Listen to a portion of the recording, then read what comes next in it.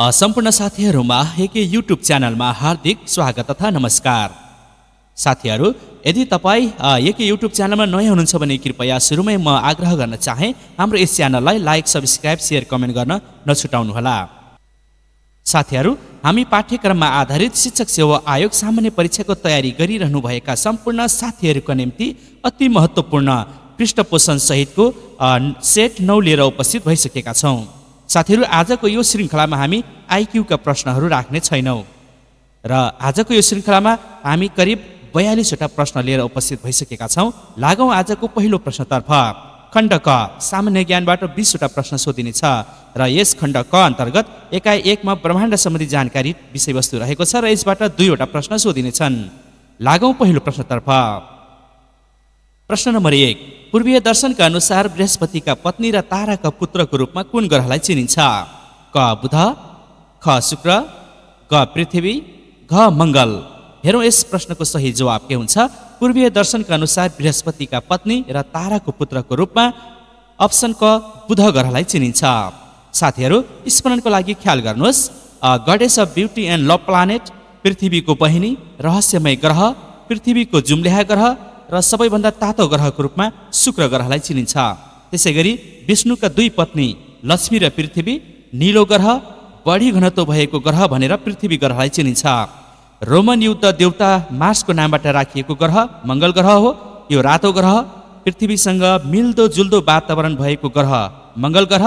त्यसैगरी मंगल ग्रहमा बस्ती बसाल्ने company Mars I हो र ज्वालामुखीको पहाड भनेर मंगल ग्रहलाई चिनिन्छ।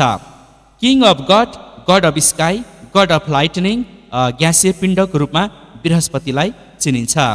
त्यसैगरी स्ट्रिङ अफ पल्स, कम घनत्व भएको ग्रह, पानीमा तैरिने ग्रह अथवा सुन्दरी ग्रह वा पहेँलो ग्रहको रूपमा शनि ग्रहलाई चिनिन्छ।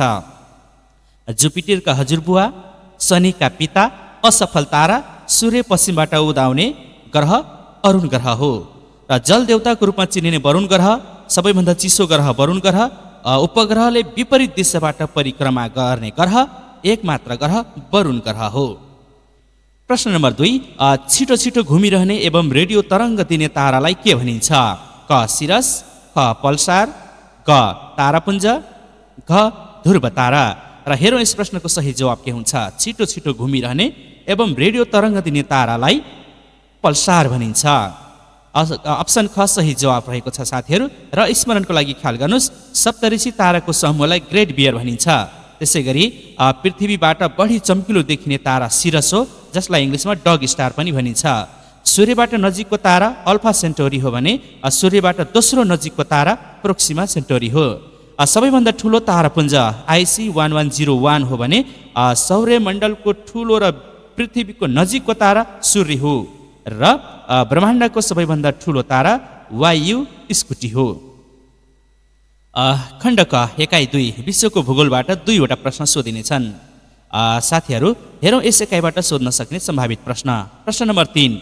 हिमालय पर्वत श्रृङ्खला सम्बन्धी सही कथन कुन छ? अप्सन क यो विश्वको सबैभन्दा उच्च स्थानको पर्वत श्रृङ्खला हो। अप्सन ख यो एसियाको सबैभन्दा लामो पर्वत श्रृङ्खला हो। अप्सन ग यो पर्वत श्रृङ्खलाको सर्वाधिक अग्लो स्थान सगरमाथा हो। अप्सन घ माथिका सबै सही छन्। हेरौं यस प्रश्नको सही जवाब के हुन्छ। पक्कै पनि तपाईले यस प्रश्नको सही जवाब अनुमान गरिसकेको हुनुपर्छ। हजुर, यस प्रश्नको सही जवाब हो अप्सन घ, माथिका सबै कथन सही छन्। र स्मरणको लागि साथीहरु ख्याल गर्नुहोस्, एन्डिज पर्वत श्रृङ्खला यो विश्वको सबैभन्दा लामो पर्वतमाला हो भने एटलस पर्वत श्रृङ्खला अफ्रिका महादेशको सबैभन्दा ठूलो पर्वत हो। आल्पस पर्वत श्रृङ्खला यो युरोपको तेस्रो लामो पर्वत श्रृङ्खला हो। त्यसैगरी सुमेरु पर्वत अथवा एडम्स पिक हिन्दूहरूको भगवान बस्ने पर्वतको रूपमा सुमेरु पर्वतलाई चिनिन्छ। यो श्रीलङ्कामा पर्दछ। त्यसैगरी माउन्ट फुजी यो जापानमा रहेको छ। यो विश्वमा सर्वाधिक फोटो खिचिएको र चित्रलेखन गरिएको पहाड हो। र स्मरणको लागि साथीहरु ख्याल गर्नुस्, विश्वका 5 लामो पर्वत श्रृङ्खलाहरू 1 मा एन्डिज, 2 मा रकी, 3 मा द ग्रेट डिभाइडिङ रेन्ज, 4 मा हिमालय पर्वत श्रृङ्खला र 5 मा एटलस रहेका छन्। अर्को प्रश्न। प्रश्न नम्बर 4। एसिया र उत्तर अमेरिकाको सिमानामा रहेको सागर कुन हो?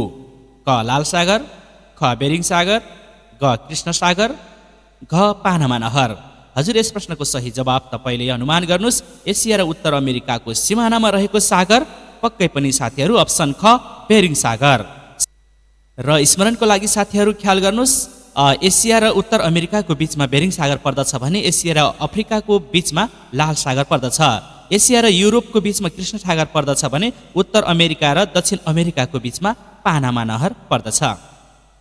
खण्ड क एकाइ 3 नेपालको भूगोलबाट 3वटा प्रश्न सोधिनेछ। हेरौँ यस एकाइबाट सोध्न सकिने सम्भावित प्रश्न।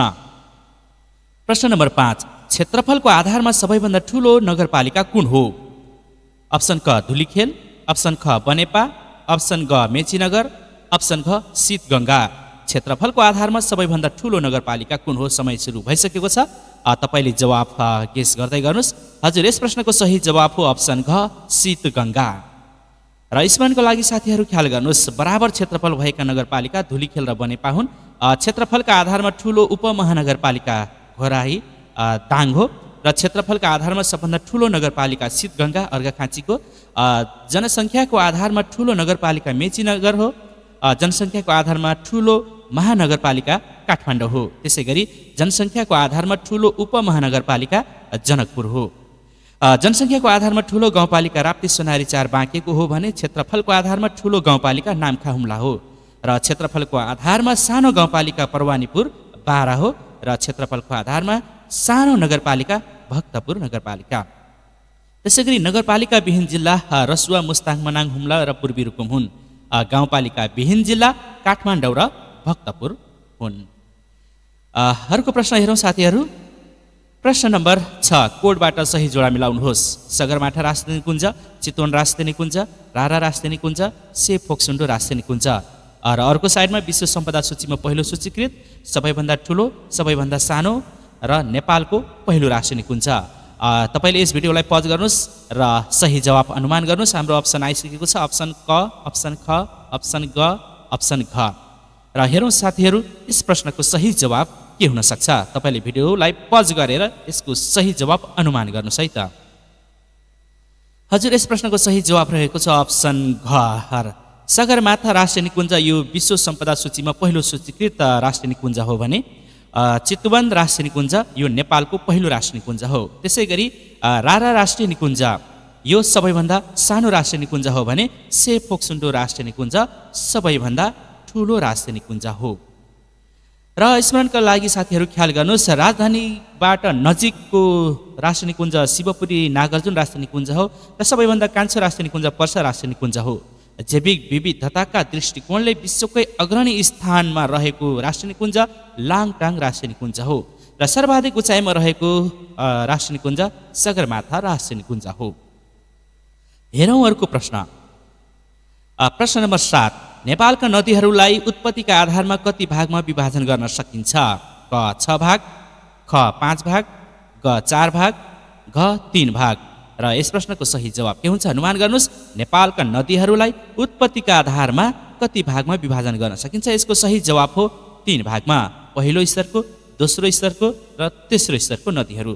र स्मरणको लागि साथीहरू ख्याल गर्नुहोस्, प्रथम स्तरका नदीहरू हिमालय पर्वतबाट उत्पत्ति हुने नदीहरू प्रथम स्तरका नदीहरू हुन्। जस्तै सप्तकोशी, सप्तगण्डकी, सप्तकर्णाली, महाकाली यिनीहरू प्रथम स्तरका नदी हुन् र यी प्रथम स्तरका नदीबाट प्रचुर मात्रामा विद्युत उत्पादन गर्न सकिन्छ। त्यसै गरी दोस्रो स्तरका नदीहरू महाभारत पर्वतबाट उत्पत्ति हुने नदीहरू दोस्रो स्तरका नदी हुन्। उदाहरणका लागि मेची, बागमती, कमला, त्रियुगा, कङ्गाई, बाणगङ्गा, राप्ती आदि नदीहरू दोस्रो स्तरका नदीहरू हुन्। यी नदीबाट बगेको पानी सिँचाइ प्रयोजनका लागि प्रयोग गर्न सकिन्छ। तेस्रो स्तरको नदी चुरे पर्वतबाट उत्पत्ति हुने नदीहरू तेस्रो स्तरको नदी मानिन्छन्। उदाहरणको लागि रतुवा, तिलाबे, सिर्सिया, मनुषमारा, हर्दिना जस्ता नदीहरू तेस्रो स्तरका नदी पर्दछन्। यी नदीहरू बर्सातमा गडगडाउँदै बहने र हिउँदमा प्राय सुक्खा हुने गर्छन्। यस्ता नदीलाई खहरे खोला पनि भन्ने गरिन्छ। अर्को प्रश्न खण्ड क एकाइ 4, नेपालको इतिहास, संस्कृति र सामाजिक व्यवस्थाबाट 3वटा प्रश्न सोधिनेछ र हेरौँ यस एकाइबाट सोध्न सकिने प्रश्न। प्रश्न नम्बर 8, लिच्छवी कालमा पशुपालनमा लगाइने करलाई के भनिन्थ्यो? अप्सन क कर, अप्सन ख भागकर, अप्सन ग भोगकर, अप्सन घ चैलकर। र हेरौँ यस प्रश्नको सही जवाब के हुन्छ। लिच्छवी कालमा पशुपालनमा लगाइने करलाई के भनिन्थ्यो? यसको सही जवाब रहेको छ अप्सन ग भोगकर। र स्मरणका लागि साथीहरू ख्याल गर्नुहोस्, जस्तै लिच्छवीकालका करहरू भाग कर कृषिमा लगाइने कर हो र भोग कर पशुपालनमा लगाइने कर हो। वाणिज्यमा लगाइने कर कर हो र मनोरञ्जनमा लगाइने कर मल्लयुद्ध कर अथवा गोयुद्ध कर हो। त्यसै गरी तेलमा लगाइने कर तैल कर हो, सुँगुरमा लगाइने कर सुकर कर, पसलमा लगाइने कर आपण कर, कपडामा लगाइने कर चैल कर, भैँसीमा लगाइने कर मल्ल कर, काठ दाउरा फर्निचरमा लगाइने कर सिंह कर हुन् र प्याजमा लगाइने करलाई पालण्डु कर भनिन्थ्यो। हेरौँ अर्को प्रश्न साथीहरू। प्रश्न नम्बर 9, सी क्लासका राणाहरूलाई उपत्यका बाहिर पठाउने राणा प्रधानमन्त्री को थिए? अप्सन क देव शमशेर, अप्सन ख जुद्ध शमशेर, अप्सन ग पद्म शमशेर र अप्सन घ चन्द्र शमशेर। सी क्लासका राणाहरूलाई उपत्यका बाहिर पठाउने राणा प्रधानमन्त्री को थिए? हजुर, यस प्रश्नको सही जवाब पक्कै पनि तपाईँले अनुमान गरिसकेको हुनुपर्छ। सही जवाब अप्सन ख जुद्ध शमशेर रहेको छ। साथीहरू ख्याल गर्नुहोला, चन्द्र शमशेरले राणाहरूलाई ABC क्लासमा चाहिँ विभाजन गरेका थिए भने जुद्ध शमशेरले उपत्यकाभन्दा बाहिर खेद्ने काम गरेका थिए जुद्ध शमशेरले। र स्मरणको लागि साथीहरू ख्याल गर्नुहोस्, देव शमशेरलाई शिक्षाका पिताको रूपमा चिनिन्छ। यिनले कार्यालयको समय 10 देखि 5 बजेसम्म गराएका थिए र सबैभन्दा कम समयसम्म राणा प्रधानमन्त्री हुने राणा प्रधानमन्त्री पनि देव शमशेर हुन्। यिनी करिब 114 दिन मात्रै शासन गरेका थिए र यिनकै पालाबाट गोरखापत्रको प्रकाशन सुरु भएको थियो। चन्द्र शमशेर राणाहरूलाई ABC क्लासमा विभाजन गर्ने व्यक्ति पनि यिनै थिए।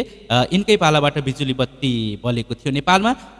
जनगणना सुरुवात पनि चन्द्र शमशेरकै पालाबाट भएको थियो र सती प्रथाको अन्त्य पनि चन्द्र शमशेरले गरेका थिए। जुद्ध शमशेर सी क्लासका राणाहरूलाई उपत्यका बाहिर पठाउने नेपालकै पहिलो ब्याङ्क नेपाल ब्याङ्क लिमिटेडको स्थापना जुद्ध शमशेरको पालामा भएको थियो। सेनालाई पेन्सन र सञ्चय कोषको व्यवस्था गर्ने प्रधानमन्त्री पनि जुद्ध शमशेर हुन्।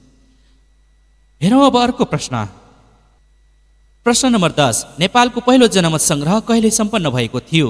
क विक्रम सम्वत 2037 वैशाख 20 गते, ख विक्रम सम्वत 2035 असार 15 गते, ग विक्रम सम्वत 2036 जेठ 10 गते, घ विक्रम सम्वत 2038 चैत्र 25 गते।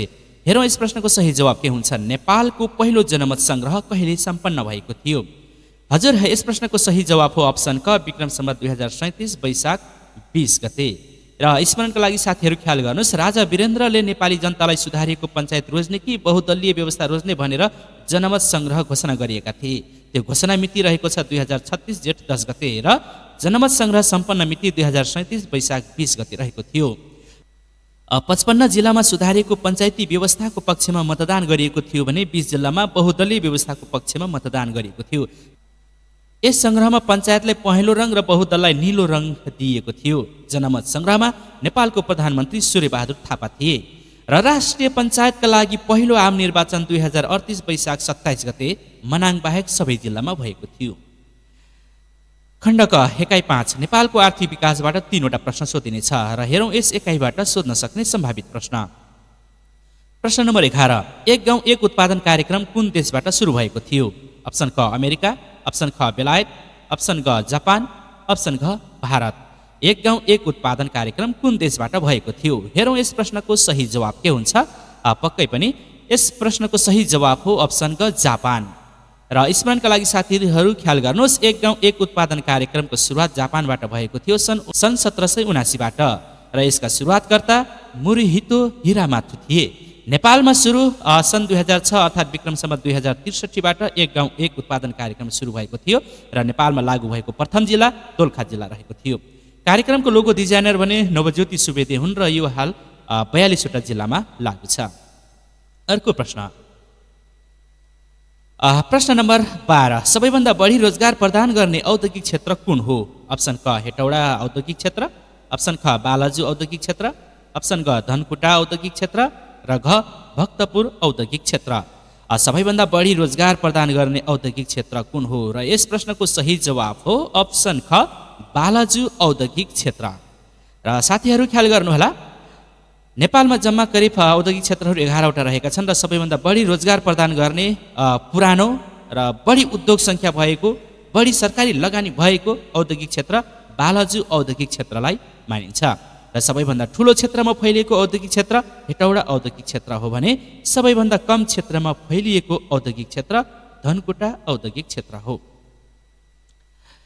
र साथीहरू प्रश्न नम्बर 13 मा लाग्दैछौँ हामी। 15 योजनाको 2080-81 उच्च शिक्षामा कुल भर्ना दर कति प्रतिशत पुर्याउने लक्ष्य रहेको छ? अप्सन क 99%, अप्सन ख 95%, अप्सन ग 65%, अप्सन घ 22%। र हेरौँ यस प्रश्नको सही जवाब के हुन्छ। 15 योजनामा 2080-81 उच्च शिक्षामा कुल भर्ना दर कति प्रतिशत पुर्याउने लक्ष्य रहेको छ? सही जवाब अप्सन घ 22%। र साथीहरू स्मरणको लागि ख्याल गर्नुहोस्, 15 योजनामा साक्षरता दर 2080-81 को लक्ष्य 15 वर्षभन्दा माथिकोलाई 95% पुर्याउने लक्ष्य रहेको छ। युवा साक्षरता दर 99% पुर्याउने लक्ष्य।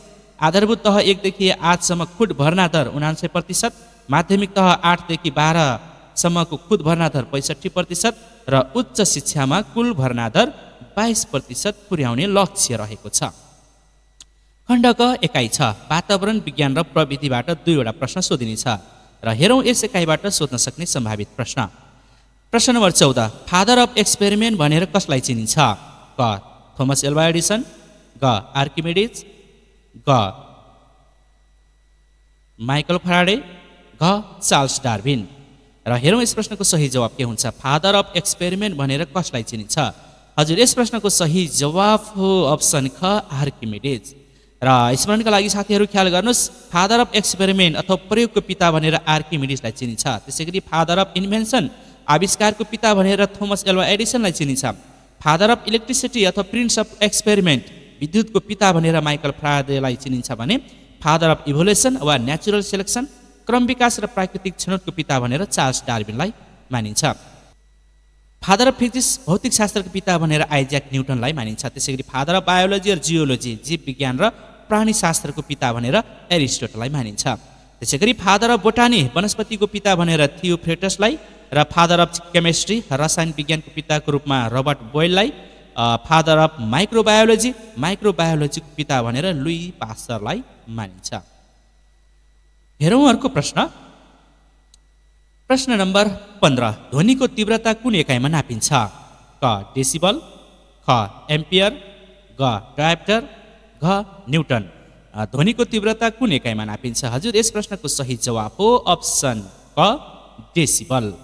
हजुर डेसिबल सही जवाब रहेको छ साथीहरू। र स्मरणको लागि ख्याल गर्नुहोस्, यहाँ भौतिक परिमाणहरू दिएको छ र यहाँ एकाइहरू दिएको छ। भूकम्पलाई रेक्टर स्केलमा नापिन्छ, सामर्थ्यलाई वाटमा, चापलाई पास्कलमा, शक्ति कार्यलाई जुलमा, तापलाई जुल अथवा क्यालोरीमा, बललाई न्युटनमा, ध्वनिको तीव्रतालाई डेसिबलमा, विद्युत धारालाई एम्पियरमा, घनत्वलाई किलोग्राम वा घनमिटरमा, त्यसै गरी लेन्सको सामर्थ्यलाई डायोप्टरमा नापिन्छ।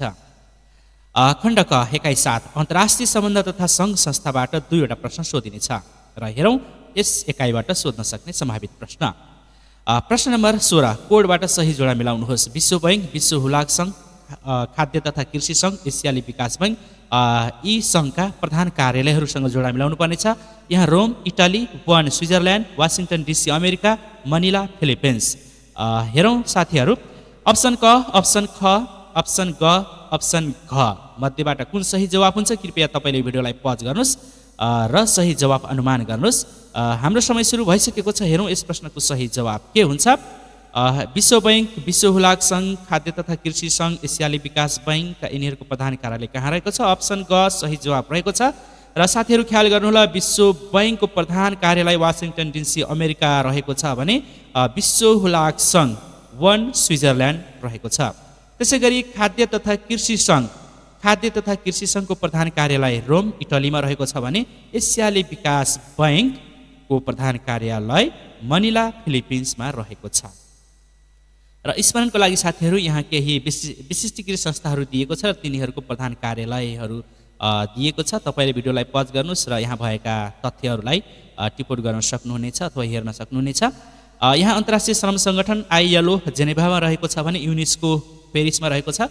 विश्व स्वास्थ्य सङ्गठन WHO जेनेभामा, अन्तर्राष्ट्रिय दूरसञ्चार सङ्घ ITU पनि जेनेभामै रहेको छ। अन्तर्राष्ट्रिय नागरिक उड्डयन सङ्गठन ICAO मोन्ट्रियल क्यानाडामा रहेको छ। विश्व जलवायु सङ्गठन WMO जेनेभामा, त्यसै गरी अन्तर्राष्ट्रिय मुद्रा कोष IMF वासिङटन डिसीमा, विश्व बौद्धिक सम्पत्ति सङ्गठन WIPO जेनेभामा, अन्तर्राष्ट्रिय सामुद्रिक सङ्गठन IMO लन्डनमा रहेको छ भने अन्तर्राष्ट्रिय कृषि विकास कोष IFAD रोममा। साथीहरू यो त रहेको थियो UNO को विशिष्टीकृत संस्थाको प्रधान कार्यालयहरू। अब हेरौँ अर्को प्रश्न। अर्को प्रश्न, युएनओको कुल बजेटमा सबैभन्दा बढी खर्च बेहोर्ने राष्ट्र कुन हो? क अमेरिका, ख चीन, ग जापान, घ जर्मनी। र हेरौँ यस प्रश्नको सही जवाब के हुन्छ। युएनओको कुल बजेटमा सबैभन्दा बढी खर्च बेहोर्ने राष्ट्र कुन हो? यस प्रश्नको सही जवाब हो अमेरिका। र स्मरणका लागि साथीहरू ख्याल गर्नुहोस्, सबैभन्दा बढी अमेरिकाले 22% खर्च बेहोर्ने गर्दछ, नेपालले 0.010%। त्यसै गरी सदस्य नभए पनि खर्च बेहोर्ने राष्ट्र होलिसी हो। युएनओको कुल बजेटमा सबैभन्दा बढी खर्च बेहोर्ने 7 राष्ट्रहरूको समूहलाई बिग 7 भनिन्छ र ती राष्ट्रहरू हुन् अमेरिका, चीन, जापान, जर्मनी, युके, फ्रान्स र इटली। खण्ड क एकाइ 8 सामाजिक, आर्थिक, सांस्कृतिक, समसामयिक घटनाबाट 3वटा प्रश्न सोधिनेछ। र साथीहरू, यदि तपाईँ हाम्रो एसएके युट्युब च्यानलमा नयाँ हुनुहुन्छ भने कृपया हाम्रो एसएके युट्युब च्यानललाई लाइक, सब्सक्राइब, सेयर, कमेन्ट गर्न नभुल्नुहोला र यस्तै भिडियोहरूको नोटिफिकेसन पाउनको लागि साथमा रहेको बेल आइकनमा पनि क्लिक गर्न नभुल्नुहोला। हेरौँ अर्को प्रश्न। प्रश्न नम्बर 18 सबैभन्दा पहिलो घोषणा गरिएको साक्षर गाउँपालिका कुन हो? क मैवा खोला गाउँपालिका, ख फागुनन्डा गाउँपालिका, ग फालेलुङ गाउँपालिका र घ हेम्जा गाउँपालिका। सबैभन्दा पहिलो घोषणा गरिएको साक्षर गाउँपालिका कुन हो? यस प्रश्नको सही जवाब हो अप्सन घ हेम्जा गाउँपालिका। र स्मरणका लागि साथीहरू ख्याल गर्नुहोस्, पहिलो साक्षर प्रदेश बागमती प्रदेश हो र दोस्रो साक्षर प्रदेश गण्डकी प्रदेश, त्यसै गरी तेस्रो साक्षर प्रदेश कोशी प्रदेश र हालसम्म 3वटा प्रदेश मात्रै साक्षर प्रदेश भनेर घोषणा गरिएको छ। र सबैभन्दा पछिल्लो जिल्ला कपिलवस्तु जिल्ला हो, जो 2080 असार 31 गते 64 साक्षर जिल्ला हो। र पहिलो साक्षर जिल्ला सिन्धुपाल्चोक हो र दोस्रो साक्षर जिल्ला ललितपुर, तर पहिलो पूर्ण साक्षर जिल्ला भनेर भनियो भने साथीहरू ललितपुर जिल्ला हो। पहिलो साक्षर गाउँपालिका हेम्जा हो, जो कास्कीमा पर्छ, र पहिलो साक्षर नगरपालिका पाल्पाको तानसेन नगरपालिका हो। हेरौँ अब अर्को प्रश्न साथीहरू। अब प्रश्न नम्बर 19 विश्व खुशी सूचकाङ्क 2023 अनुसार नेपाल कतिौं स्थानमा रहेको छ? अप्सन क 78औं स्थान, अप्सन ख 103औं स्थान, अप्सन ग 126औं स्थान, अप्सन घ 147औं स्थान। हेरौँ यस प्रश्नको सही जवाब। विश्व खुशी सूचकाङ्क 2023 अनुसार नेपाल कतिौं स्थानमा रहेको छ? यस प्रश्नको सही जवाब हो अप्सन क 78औं स्थान।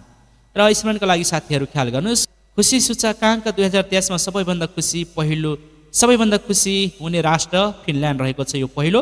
त्यसै गरी नेपालको अवस्था भने 78औं स्थानमा हो। सबैभन्दा कमजोर अवस्था भनेको अफगानिस्तानमा हो र यस खुसी सूचकाङ्कमा करिब 147वटा देशलाई समेटिएको थियो भने अन्तिममा अफगानिस्तान रहेको छ। र सार्कमा सबैभन्दा राम्रो नेपालकै अवस्था राम्रो छ, भारत 126औं स्थानमा पर्दछ।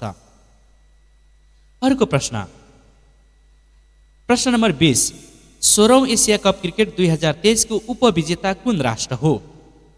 क भारत, ख नेपाल, ग श्रीलङ्का, घ भुटान। 16औं एसिया कप क्रिकेट 2023 को उपविजेता कुन राष्ट्र हो?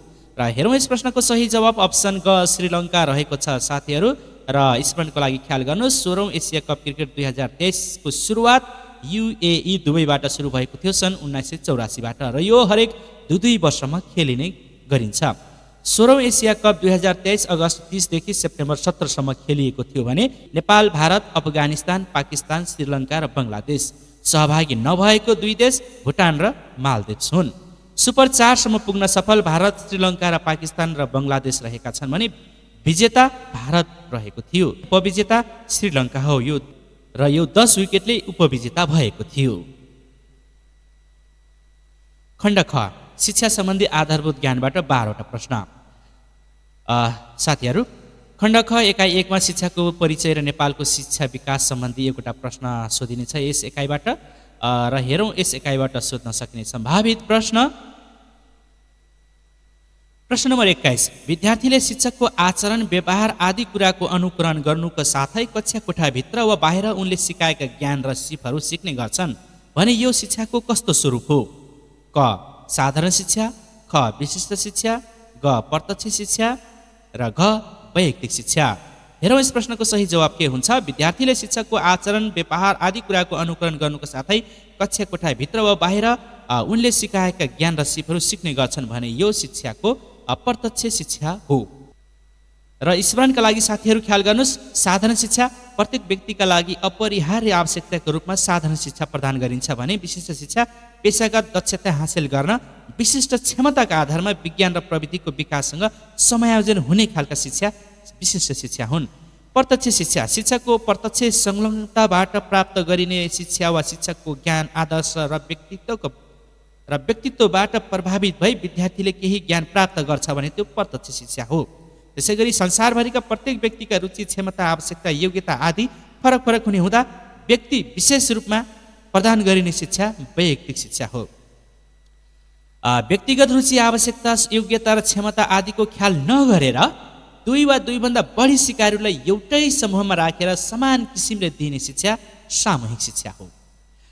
खण्ड क एकाइ 2 शिक्षा मनोविज्ञानबाट एकवटा प्रश्न र साथीहरू हेरौँ यस एकाइबाट सोध्न सकिने प्रश्न नम्बर 22 तलका मध्ये उत्तर बाल्य अवस्थाको विशेषता कुन होइन? रचनात्मक उमेर, सोचनीय उमेर, खेल उमेर र खेलौनाको उमेर। हेरौँ यस प्रश्नको सही जवाब के हुन्छ? तलका मध्ये उत्तर बाल्य अवस्थाको विशेषता कुन होइन? हजुर यस प्रश्नको सही जवाब रहेको छ अप्सन ख खेलौनाको उमेर।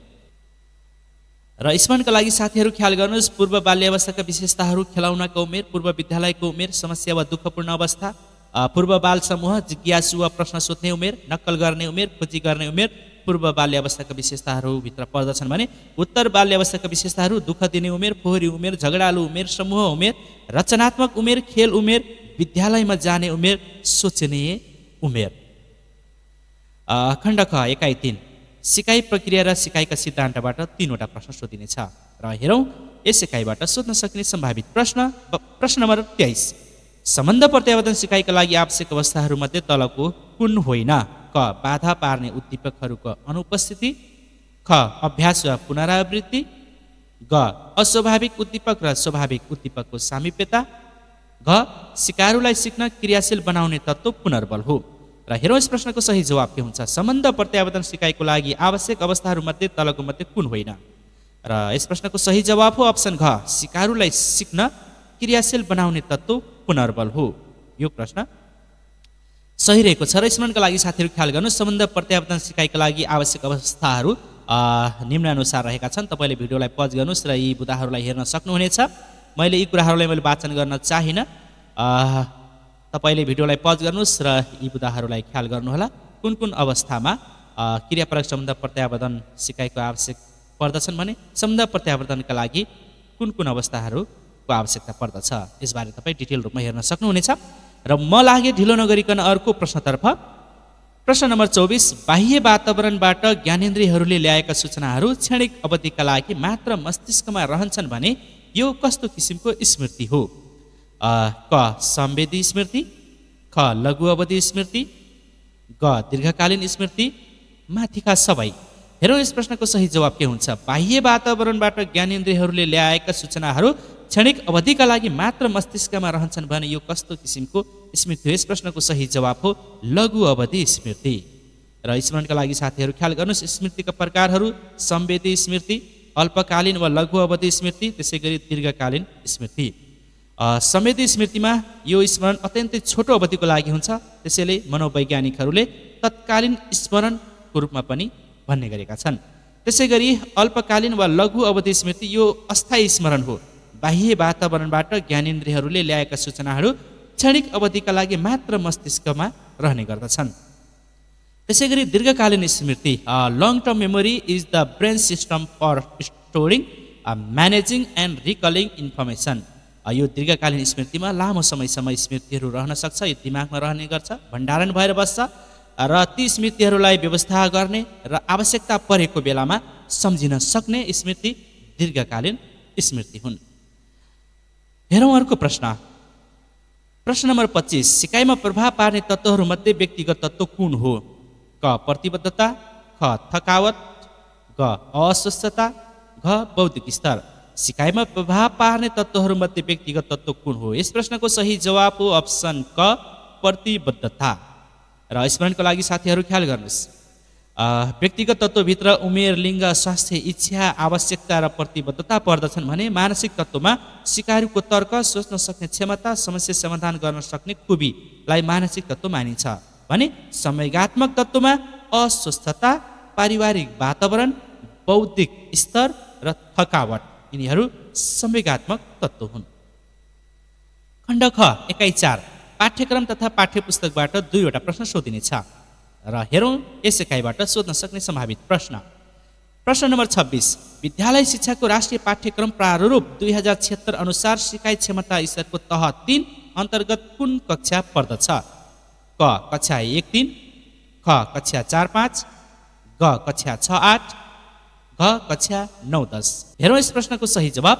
विद्यालय शिक्षाको राष्ट्रिय पाठ्यक्रम प्रारूप 2076 अनुसार सिकाइ क्षमता स्तरको तह 3 अन्तर्गत अप्सन ग कक्षा 6-8 पर्दछन्। हजुर कक्षा 6-8लाई तह 3 मानिएको छ, सिकाइ क्षमता स्तरको तह 3 मानिएको छ। र स्मरणको लागि साथीहरू ख्याल गर्नुहोस्, यहाँ विद्यालयका तहहरू छन्, अर्को कक्षा, उमेर समूह र तहहरू। जस्तै प्रारम्भिक बाल विकास र शिक्षा यो विद्यालयको तहभित्र राखिएको छ, त्यसरी कक्षा प्रारम्भिक बाल विकास र शिक्षा यो कक्षा नै भइहाल्यो र यहाँ 4 वर्षका बालबालिकाहरू यस कक्षाभित्र पर्दछन् र यसलाई कुनै तह तोकिएको छैन। त्यसै गरी आधारभूत तहमा 3वटा तह रहेका छन्। कक्षा 1-3लाई विद्यार्थीको उमेर 4 देखि 7 वर्ष र यसलाई तह 1 मानिएको छ। कक्षा 4-5 विद्यार्थीको उमेर 7 देखि 9 वर्ष, यसलाई तह 2 मानिएको छ। कक्षा 6-8 विद्यार्थीको उमेर 10-12 वर्ष, यसलाई तह 3 मानिएको छ। त्यसै गरी माध्यमिक तहलाई 2 तहमा विभाजन गरिएको छ। कक्षा 9-10लाई विद्यार्थीको उमेर 13-14 वर्ष, यो तह 4 मानिएको छ। त्यसै गरी कक्षा 11 देखि 12 यहाँ कक्षा 11 भएको छ साथीहरू, यसलाई सच्याउनु होला। कक्षा 11 र 12 उमेर 15 देखि 16 वर्षका विद्यार्थीहरू रहने गर्छन् र यसलाई तह 5 मानिएको छ। तसर्थ प्रश्न अनुसार तह 3लाई कति कक्षालाई मानिएको छ? कक्षा 6-8लाई सही जवाब। र हेरौँ अर्को प्रश्न साथीहरू। प्रश्न नम्बर 27 निम्नमध्ये कुन जोडा गलत छ? यहाँ कक्षा 1-3 पूर्ण रूपमा निरन्तर मूल्याङ्कन, ख कक्षा 4-8मा 50% निरन्तर मूल्याङ्कन, अप्सन ग कक्षा 9-10मा 25% आन्तरिक मूल्याङ्कन, अप्सन घ कक्षा 11-12मा 25% बाह्य मूल्याङ्कन। हजुर यहाँ रहेका जोडाहरू कुन गलत छ? हेरौँ यस प्रश्नको सही जवाब के हुन्छ? पक्कै पनि तपाईँले अनुमान गरिसकेको हुनुपर्छ। यस प्रश्नको सही जवाब हो अप्सन घ। हजुर कक्षा 11-12मा 25% बाह्य मूल्याङ्कन भनेको छ, यो जोडा चाहिँ गलत रहेको छ साथीहरू। 25% मूल्याङ्कन यो आन्तरिक मूल्याङ्कन हो, बाह्य 75% मूल्याङ्कन रहेको छ। तसर्थ यो जोडा चाहिँ गलत रहेको छ भने अरूमा 1-3मा पूर्ण 100% निरन्तर मूल्याङ्कन रहेको छ। 4 देखि 8 कक्षासम्म 50% को मूल्याङ्कन रहनेछ। कक्षा 9-10मा 25% आन्तरिक मूल्याङ्कन, 11-12मा पनि 25% आन्तरिक मूल्याङ्कन हो, तर यहाँ अप्सनमा 25% बाह्य भनेका कारणले यो जोडा गलत छ। खण्ड क एकाइ 5 शिक्षण सिकाइ योजना विधि र शिक्षण सामग्रीबाट 2वटा प्रश्न सोधिनेछ साथीहरू। हेरौँ अर्को प्रश्न। प्रश्न नम्बर 28 पेडागोजी के हो अथवा पेडागोजी भनेको के हो? तपाईँ के बुझ्नुहुन्छ? क शिक्षण गर्ने तरिका हो, ख शिक्षण गर्ने विज्ञान हो, ग शिक्षण गर्ने कला हो, घ शिक्षण गर्ने विज्ञान र कला दुवै हो।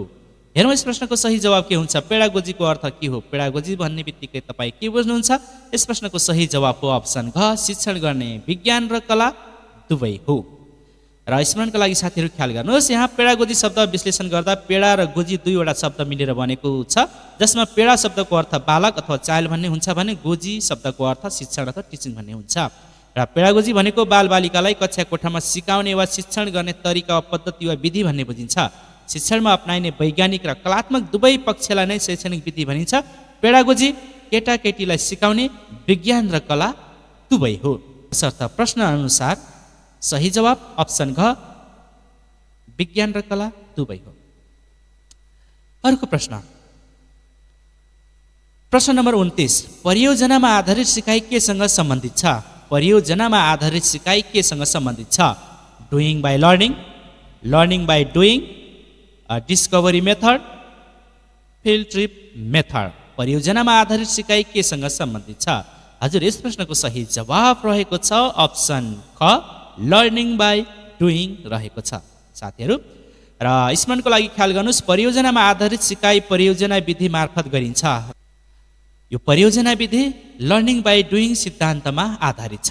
कुनै विषयवस्तुलाई सानो परियोजना बनाएर विद्यार्थीहरूलाई निर्धारित समयमा कुनै पनि विषयवस्तुलाई सानो परियोजना बनाएर विद्यार्थीहरूलाई निर्धारित समयभित्र आवश्यक क्रियाकलाप पुरा गर्न लगाई त्यस सम्बन्धी आवश्यक ज्ञान, धारणा, व्यवहारका कुराहरू विद्यार्थी आफैले सिक्ने प्रक्रियालाई परियोजना विधि भनिन्छ।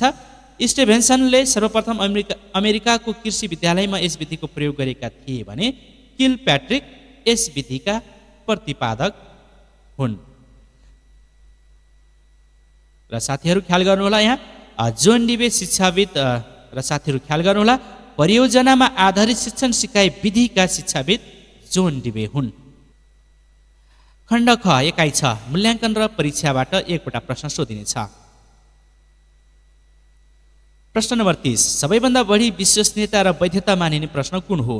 क वस्तुगत प्रश्न, ख विषयगत प्रश्न, ग क र ख दुवै हुन् र घ कुनै पनि होइन। हेरौँ यस प्रश्नको सही जवाब के हुन्छ। सबैभन्दा बढी विश्वसनीयता र वैधता मानिने प्रश्न कुन हो? हजुर यस प्रश्नको सही जवाब हो अप्सन क वस्तुगत प्रश्न। ख्याल गर्नुहोला साथीहरू, स्मरणका लागि विषयगत परीक्षाले विषयवस्तुको ठुलो क्षेत्रलाई समेटेको हुन्छ। यसमा बढीभन्दा बढी विषयवस्तुलाई समेट्ने कार्य हुन्छ र यसको उत्तर लेख्ने कार्य वा परीक्षण गर्ने कार्यमा व्यक्तित्वको प्रभाव पर्दछ भने वस्तुगत परीक्षा लामो उत्तर लेखिरहनु नपर्ने, ठिक उत्तर मात्र छनौट गरी पुग्ने, चिन्ह लगाए हुने, एक शब्दमा लेखे हुने खालका यस्ता खालका परीक्षाहरू वस्तुगत परीक्षा हुन् र यस्तो परीक्षाले पदहरूको धारण, शब्द तथा तथ्य सम्बन्धी ज्ञान, सिप र धारणाको उपलब्धि जाँच गर्न सकिने हुँदा प्रकारको प्रश्नमा विषयगत प्रश्नको तुलनामा विश्वसनीयता र वैधता रहेको वस्तुगत प्रश्न हो। हेरौँ अर्को प्रश्न खण्ड ख एकाइ 7 शैक्षिक व्यवस्थापन र शैक्षणिक सङ्गठनबाट एकवटा प्रश्न सोधिनेछ। हेरौँ यस एकाइबाट सोध्न सकिने प्रश्न। प्रश्न नम्बर 31 2 वा 2 भन्दा बढी कक्षाका विद्यार्थीहरूलाई एउटै कक्षा कोठामा राखेर विद्यार्थीहरूको क्षमता र स्तरलाई समेत ध्यान दिएर शिक्षण गरिने शैक्षणिक सङ्गठन कस्तो शिक्षण हो? क कक्षा शिक्षण, ख बहुकक्षा शिक्षण, ग बहुकक्षा बहुस्तर शिक्षण र घ विषय शिक्षण। हेरौँ यस प्रश्नको सही जवाब के हुन्छ। 2 वा 2 भन्दा बढी कक्षाका विद्यार्थीहरूलाई एउटै कक्षा कोठामा राखेर विद्यार्थीहरूको क्षमता र स्तरलाई समेत ध्यान दिएर शिक्षण गरिने शैक्षिक सङ्गठन बहुकक्षा बहुस्तर शिक्षण हो। र स्मरणको लागि साथीहरू ख्याल गर्नुहोस्, कक्षा वा वर्ग शिक्षण भनेको एकै शिक्षकले वर्षभरि एउटै कक्षाको सम्पूर्ण विषयको शिक्षण गर्नु हो। बहुकक्षा शिक्षण एकै शिक्षकले वर्षभरि 2 वा 2 भन्दा बढी कक्षाका विद्यार्थीलाई एउटै कक्षामा राखेर गरिने शिक्षण बहुकक्षा शिक्षण हो। त्यसै गरी बहुकक्षा बहुस्तर शिक्षण 2 वा 2 भन्दा बढी कक्षाका विद्यार्थीहरूलाई एउटै कक्षा कोठामा राखेर विद्यार्थीहरूको क्षमता र स्तरलाई समेत ध्यान दिएर गरिने शिक्षण बहुकक्षा बहुस्तर शिक्षण हो।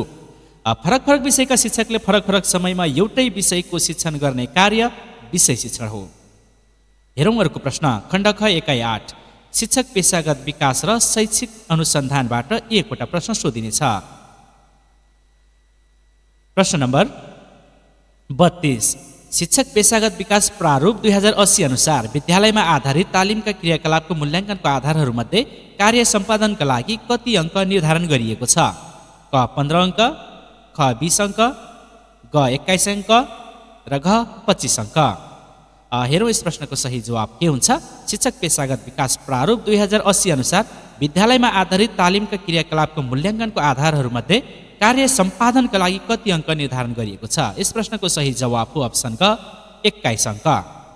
र स्मरणका लागि साथीहरू ख्याल गर्नुहोस्, यहाँ तालिममा सहभागी शिक्षकको मूल्याङ्कनका आधारहरू दिएको छ। जस्तै पहिलो खण्डमा सहभागिताबाट 15 अङ्क रहेको छ र त्यसभित्र पनि उपस्थिति बापत 3, छलफल तथा प्रस्तुतिकरणबाट 6 अङ्क, आचार संहिताको पालना गरे 3 अङ्क, तालिमप्रतिको प्रतिबद्धताबाट 3 अङ्क गरी यसरी 15 अङ्क रहेको छ भने दोस्रो स्थानमा लिखित परीक्षा रहेको छ। लिखित परीक्षाबाट 30 अङ्क निर्धारण गरिएको छ र विद्यालयमा आधारित तालिमका क्रियाकलाप सञ्चालनका लागि कार्ययोजना निर्माणबाट 5 अङ्क गरी जम्मा 50 अङ्क रहेको छ यो पहिलो खण्डमा भने दोस्रो खण्ड अन्तर्गत हाम्रो प्रश्न रहेको छ विद्यालयमा आधारित तालिमका क्रियाकलापहरूबाट कार्य सम्पादनबाट 21 अङ्क निर्धारण गरिएको छ र प्रतिवेदनबाट पनि 21 अङ्क, प्रस्तुतिकरणबाट 8 अङ्क गरी जम्मा 50 अङ्क दोस्रो खण्डका लागि निर्धारण गरिएको छ।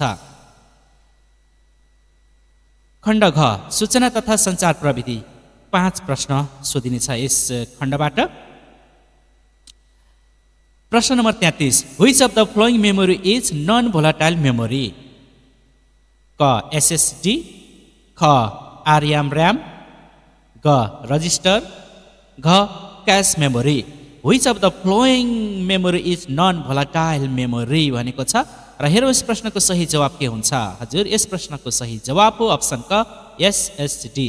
र स्मरणका लागि साथीहरू ख्याल गर्नुहोस्, जस्तै भोलाटाइल मेमोरीभित्र र्याम, क्यास मेमोरी, रजिस्टर पर्दछन् भने यिनीहरू क्षणिक वा अल्पकालीन डाटाहरूलाई मात्रै भण्डारण गर्ने मेमोरीहरू हुन्, तसर्थ यिनीहरूलाई भोलाटाइल मेमोरी भनिएको हो। ROM, hard disk, USB, CD, DVD, SSD यी दीर्घकालीन डाटा भण्डारण गर्ने मेमोरीहरू हुन्, तसर्थ यिनीहरूलाई नन भोलाटाइल मेमोरी भनिन्छ। अर्को प्रश्न खण्ड घ एकाइ 2 विद्यालयमा प्रयोग गरिने सफ्टवेयरबाट एकवटा प्रश्न। प्रश्न नम्बर 34 शिक्षामा सूचना तथा सञ्चार प्रविधिको चुनौती निम्नमध्ये कुन होइन? क प्राविधिक प्रशिक्षण कम हुनु, ख असीमित स्रोत तथा साधन हुनु, ग सीमित अनुदान कायम, घ कार्यान्वयनका लागि उच्च लागत। शिक्षामा सूचना तथा सञ्चार प्रविधिको चुनौती निम्नमध्ये कुन होइन भनेको छ साथीहरू। कुन चुनौती होइन? यस प्रश्नको सही जवाब हो अप्सन ख असीमित स्रोत तथा साधन हुनु। यदि सीमित स्रोत तथा साधन हुनु भनेको भए यो चाहिँ चुनौतीभित्र पर्थ्यो, तर कुन चुनौती होइन भनेको कारण यसको सही जवाब अप्सन ख असीमित स्रोत तथा साधन हुनु। खण्ड घ एकाइ 3 शिक्षण सिकाइमा सूचना प्रविधिको प्रयोगबाट 2वटा प्रश्न सोधिनेछ र यस एकाइबाट सोध्न सक्ने सम्भावित प्रश्न हेरौँ। प्रश्न number 35 ICT in education comprises of then question mark ICT in education comprises of question mark क अनलाइन लर्निङ, ख लर्निङ थ्रु मोबाइल एप्स, ग वेब बेस्ड लर्निङ, घ अल अफ देम। हेरौँ यस प्रश्नको सही जवाब के हुन्छ। ICT in education comprises of and question mark. हजुर सही आन्सर रहेको छ अप्सन घ अल अफ देम। सबै अप्सन क ख ग सबै सही छन्। स्मरण रहोस् साथीहरू, केही आइसिटीका साधनहरू छ multimedia, smart board, email, mobile, telephone, internet, radio, FM रेडियोहरू, television, projector, audio tape recorder, walkman जस्ता साधनहरू सबै आइसिटीका साधनहरूभित्र पर्दछ। प्रश्न नम्बर 36 इमिसमा सबैभन्दा पछि थपिएको मोड्युल इआइईमा के कुराको जानकारी समावेश गरिन्छ? क कोभिड-19, ख भूकम्प, ग आगलागी, घ माथिका सबै। इमिसमा सबैभन्दा पछि थपिएको मोड्युल इआइईमा के कुराको जानकारी समावेश गरिन्छ? हजुर यस प्रश्नको सही जवाब हो अप्सन घ माथिका सबै। यी सबै प्राकृतिक विपत्तिहरू हुन्। प्राकृतिक विपत्ति सम्बन्धी जानकारीहरू इआइई मोड्युलमा समावेश गरिन्छ। स्मरणको लागि साथीहरू ख्याल गर्नुहोस्, जस्तै इमिसमा 9वटा मोड्युलहरू छन्। सेट इयर्समा शैक्षिक सत्र मिति सम्बन्धी कुराहरू समावेश हुन्छ। टिचर्समा शिक्षकको विवरण सम्बन्धी विवरणहरू हुन्छ। त्यसै गरी फिजिकल मोड्युलमा एसआइपी सम्बन्धी विवरण, सामाजिक लेखा परीक्षण, बिजुली, खानेपानी, भवन सम्बन्धी भौतिक पक्षहरू फिजिकल मोड्युलमा समावेश गरिन्छ। त्यसै गरी विषयगत लेजर वा ग्रेडसिट सम्बन्धी जानकारीहरू सब्जेक्ट्स मोड्युलमा समावेश गरिन्छ। अन्य कर्मचारीहरूको विवरण स्टाफमा समावेश गरिन्छ भने विद्यार्थीको विवरण स्टुडेन्ट्स मोड्युलमा समावेश गरिन्छ। एमआइएससी मिक्स मोड्युलमा विद्यालय व्यवस्थापन समिति सम्बन्धी जानकारीहरू, शिक्षक अभिभावक सङ्घ सम्बन्धी पाठ्य सामग्री, भवन सङ्ख्या सम्बन्धी विषयवस्तुहरू मिक्स मोड्युलमा समावेश गरिन्छ भने त्रैमासिक नतिजाको रिपोर्ट तथा रिपोर्ट्स मोड्युलमा समावेश गरिन्छ। र इआइई मोड्युलमा कोभिड-19, भूकम्प, आगलागी लगायतका प्राकृतिक विपद सम्बन्धी जानकारीहरू इआइई मोड्युलमा समावेश गरिन्छ। खण्ड घ एकाइ 4 साइबर अपराध र सुरक्षा सम्बन्धी एकाइबाट एकवटा प्रश्न सोधिनेछ। प्रश्न नम्बर 37 कम्प्युटर प्रणालीमा भएका विभिन्न डाटा, हार्डवेयर तथा नेटवर्किङ उपकरणलाई क्षति पुर्याउने र अनाधिकृत प्रयोग गर्ने तत्त्वलाई के भनिन्छ? क ह्याकर, ख मालवेयर, ग वर्म्स र घ कम्प्युटर थ्रेट्स। हजुर यस प्रश्नको सही जवाब के हुन्छ तपाईँ अनुमान गर्नुहोस्। कम्प्युटर प्रणालीमा भएका विभिन्न डाटा, हार्डवेयर तथा नेटवर्किङ उपकरणलाई क्षति पुर्याउने र अनाधिकृत प्रयोग गर्ने तत्त्वलाई कम्प्युटर थ्रेट भनिन्छ। सही अप्सन घ रहेको छ साथीहरू, कम्प्युटर थ्रेट भनिन्छ। र कम्प्युटर थ्रेट्सभित्र ह्याकर, मालवेयर र वर्म्सहरू पर्दछन्, तसर्थ प्रश्न अनुसार सही जवाब अप्सन घ कम्प्युटर थ्रेट्स रहेको छ। र स्मरणको लागि साथीहरू ख्याल गर्नुहोस्, जस्तै अब कम्प्युटर प्रणालीमा भएका विभिन्न डाटा, हार्डवेयर तथा नेटवर्किङ उपकरणलाई क्षति पुर्याउने र अनाधिकृत प्रयोग गर्ने तत्त्वलाई कम्प्युटर थ्रेट भनिन्छ र कम्प्युटर थ्रेटभित्र hacker, worms, spyware, phishing, malware, virus, Trojan horse, adware आदि कुराहरू पर्दछन्। खण्ड ङ संविधान शिक्षा सम्बन्धी ऐन तथा नियमहरू 5 प्रश्न, यसबाट 5 वटा प्रश्न सोधिनेछ र प्रश्न यस प्रकार रहेको छ। प्रश्न नम्बर 38, नेपालको संविधान 2072 अनुसार नेपालमा बसोबास गर्ने ... लाई कानुन बमोजिम आफ्नो मातृभाषामा शिक्षा पाउने हक हुनेछ। अप्सन क प्रत्येक व्यक्ति, अप्सन ख प्रत्येक नागरिक, अप्सन ग प्रत्येक समुदाय, अप्सन घ प्रत्येक नेपाली समुदाय। नेपालको संविधान 2072 अनुसार नेपालमा बसोबास गर्ने कस्ता व्यक्तिलाई कानुन बमोजिम आफ्नो मातृभाषामा शिक्षा पाउने हक हुनेछ? यस प्रश्नको सही जवाब के हुन्छ तपाईले अनुमान गरिसकेको हुनुपर्छ। हजुर, सही जवाब हो अप्सन घ प्रत्येक नेपाली समुदायलाई मातृभाषामा शिक्षा पाउने हक रहेको छ। र स्मरणको लागि साथीहरू ख्याल गर्नुहोस्, नेपालको संविधान 2072 भाग 3 को धारा 31 मा शिक्षा सम्बन्धी व्यवस्था गरिएको छ र जस अन्तर्गत प्रत्येक नागरिक गरी यसरी आधारभूत शिक्षाको पहुँच, प्रत्येक नागरिकलाई आधारभूत तह अनिवार्य र निशुल्क माध्यमिक तह निशुल्क भनिएको छ। प्रत्येक नागरिकलाई अपाङ्ग र आर्थिक विपन्नलाई निशुल्क उच्च शिक्षा प्रदान गरिन्छ। प्रत्येक नागरिकलाई दृष्टिविहीन, ब्रेल लिपि, बहिरा, सांकेतिक भाषामा निशुल्क शिक्षा को व्यवस्था गरिएको छ भने प्रत्येक नेपाली समुदायलाई मात्र मातृभाषामा शिक्षा पाउने अथवा शैक्षिक संस्था खोल्न पाउने अधिकार हक रहेको छ। खण्ड ग इकाइ 2 शिक्षा ऐन 2028 बाट 1 वटा प्रश्न सोधिनेछ र प्रश्न नम्बर 39, नेपाल सरकारले कस्तो क्षेत्रमा तोकिए बमोजिम घुम्ती विद्यालय सञ्चालन गर्न सक्नेछ? क हिमाली क्षेत्र, ख पहाडी क्षेत्र, ग हिमाली तथा पहाडी क्षेत्र र घ विकट हिमाली क्षेत्रमा। र हेरौँ यस प्रश्नको सही जवाब के हुन्छ। नेपाल सरकारले कस्तो क्षेत्रमा तोकिए बमोजिम घुम्ती विद्यालय सञ्चालन गर्नेछ? सही जवाब हो अप्सन घ विकट हिमाली क्षेत्रमा नेपाल सरकारले घुम्ती विद्यालय सञ्चालन गर्न सक्नेछ। र स्मरणका लागि साथीहरू ख्याल गर्नु, शिक्षा ऐन 2028 को दफा 11 को ठ मा नेपाल सरकारले विकट हिमाली क्षेत्रमा घुम्ती विद्यालय सञ्चालन गर्न सक्ने प्रावधान रहेको छ। खण्ड ङ इकाइ 3 शिक्षा नियमावली 2059 बाट 1 वटा प्रश्न र हेरौँ यस इकाइबाट सोध्न सक्ने सम्भावित प्रश्न। प्रश्न नम्बर 40, प्राथमिक तहको थाई शिक्षकलाई सेवा अवधि भरमा निजले खाइपाई आएको तलबको हिसाबले कति उपचार खर्च दिने व्यवस्था छ? क 21 महिना बराबरको, ख 18 महिना बराबरको, ग 12 महिना बराबरको र घ त्यस्तो प्रावधान छैन। हेरौँ यस प्रश्नको सही जवाब के हुन्छ। प्राथमिक तहको थाई शिक्षकलाई सेवा अवधि भरमा निजले खाइपाई आएको तलबको हिसाबले कति उपचार खर्च दिने व्यवस्था छ? यसको जवाब अप्सन क सही जवाब रहेको छ 21 महिना बराबरको। र स्मरणको लागि साथीहरू ख्याल गर्नु, शिक्षा नियमावली 2059 नियम 122 मा उपचार खर्च सम्बन्धी व्यवस्था गरिएको छ, जसमा थाई शिक्षकलाई सेवा अवधिभरमा निजले खाइपाई आएको तलबको हिसाबले प्राथमिक तहको थाई शिक्षक हुनुहुन्छ भने 21 महिना बराबरको तलब उपचार खर्च पाउनुहुनेछ। त्यसैगरी निम्न माध्यमिक तहको हुनुहुन्छ भने 18 महिना बराबरको र माध्यमिक तहको थाई शिक्षक हुनुहुन्छ भने 12 महिना बराबरको उपचार खर्च पाउने व्यवस्था रहेको छ। खण्ड ग इकाइ 4 शिक्षक सेवा आयोग नियमावली 2057 बाट 1 वटा प्रश्न सोधिनेछ र हेरौँ यस इकाइबाट सोध्न सकिने प्रश्न नम्बर 41, जम्मा रिक्त पद संख्या 150 रहेकोमा लिखित परीक्षामा सफल उम्मेदवार मध्ये कति जनालाई अन्तर्वार्ताका लागि छनौट गरिनेछ? क 180 जना, ख 200 जना, ग 160 जना र घ 175 जना। जम्मा रिक्त पद संख्या 150 रहेकोमा लिखित परीक्षामा सफल उम्मेदवार मध्ये कति जनालाई अन्तर्वार्ताका लागि छनौट गरिन्छ? हजुर, यस प्रश्नको सही जवाब हो अप्सन क 180 जना।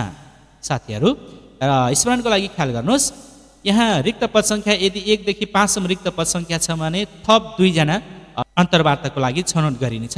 यसैगरी 6 देखि 10 सम्मको रिक्त पद संख्या छ भने 3 जना थप हुन्छ।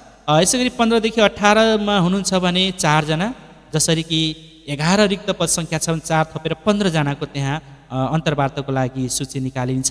16 देखि 20 सम्म रिक्त पद संख्या छ भने 5 जना, 21 देखि 25 सम्म छ भने 6 जना, 26 देखि 30 सम्म छ भने 7 जना, 31 देखि 35 सम्म रिक्त पद छ भने 8 जना, 36 देखि 40 पद रिक्त छ भने 9 जना थप गरेर अन्तर्वार्ताको लागि सूचना निकालिन्छ र 41 भन्दा धेरै रिक्त पद संख्या छ भने जम्मा संख्याको 20% संख्या अन्तर्वार्ताका लागि उम्मेदवारहरूलाई छनौट गरिन्छ र जस अन्तर्गत प्रश्नमा 150 भनिएको छ तसर्थ 150 को 20% गर्दाखेरि साथीहरू 30 जना आउँछ 150 मा 30 जोड्दा 180 जनालाई अन्तर्वार्ताका लागि छनौट गरिनेछ।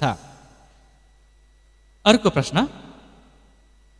खण्ड ग एकाइ 5 बाट स्थानीय सरकार सञ्चालन ऐन 2074 को शिक्षा सम्बन्धी बाट एकवटा प्रश्न सोधिनेछ।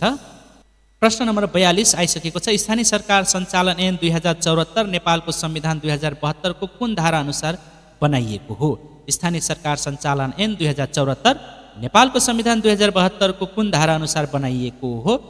क धारा 295 को उपधारा 1 अनुसार, ख धारा 296 को उपधारा 1 अनुसार, ग धारा 297 को उपधारा 1 अनुसार र घ धारा 298 को उपधारा 1 अनुसार। हजुर नेपालको संविधान 2072 अनुसारको कुन धारा प्रयोग गरी स्थानीय सरकार सञ्चालन ऐन 2074 बनाइएको हो? यस प्रश्नको सही जवाफ हो अप्सन ख धारा 296 को उपधारा 1 अनुसार।